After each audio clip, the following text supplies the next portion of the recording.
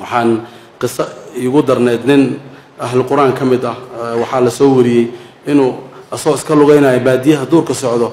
oo indhaha uu beelay waqti ramadaan lagu jiro markaas uu meel hood banaanka qofna ma hayo iska fadhiistay waxa la sheegay marka Allahu a'lam an sihhatiha laakiin qisa iga ajibisay quraanka qariib ku ahaan waa suurat al-baqara bilaabay wuu dhameeyay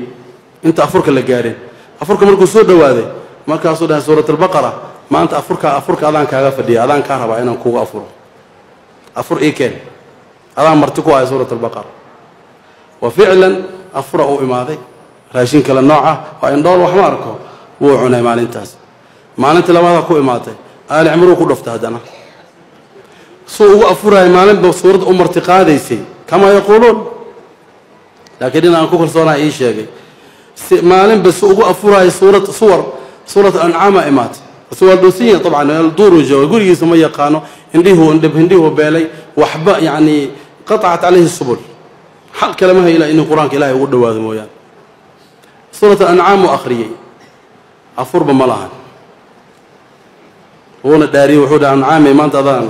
مرتقوه وحب لمسيه والله والله سورة البقرة كل ويصوم مرتقادين هذه صومها أو تضواتا كن ملك كل سو دكتي هذا إقديسي برنا أذنهم هو علنا هذا يكون تعالى مرك هذا سورة أنعام وآخرية وهذا الساق هذا وحو أركا سو قري جسجوه مركز سورة أنعام بقرة كل وين مرتقادين لكن هذه واحد معلن لما قناد جد كايسي بنينيز يعني حافظنا هاي صارت ما قرأت أسرار وحبة للشيء وحوي القرآن كإله سبحانه وتعالى غريبكم أهم هذو ما أنت قيامة سورة البقرة وآل عمران كأنها غايتان أو كما قال عليه الصلاة والسلام إيمان أيان أو أدود أيان ننكي أو أخرين جري غريبكم أهم الدنيا واحد نوع عسكوسمية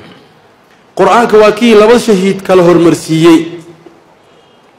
أو هل قبري أوض السعودان لكن أقرأهم من الكتاب لا يهر مرسيي هلم إلى القرآن يا أخوة الإيمان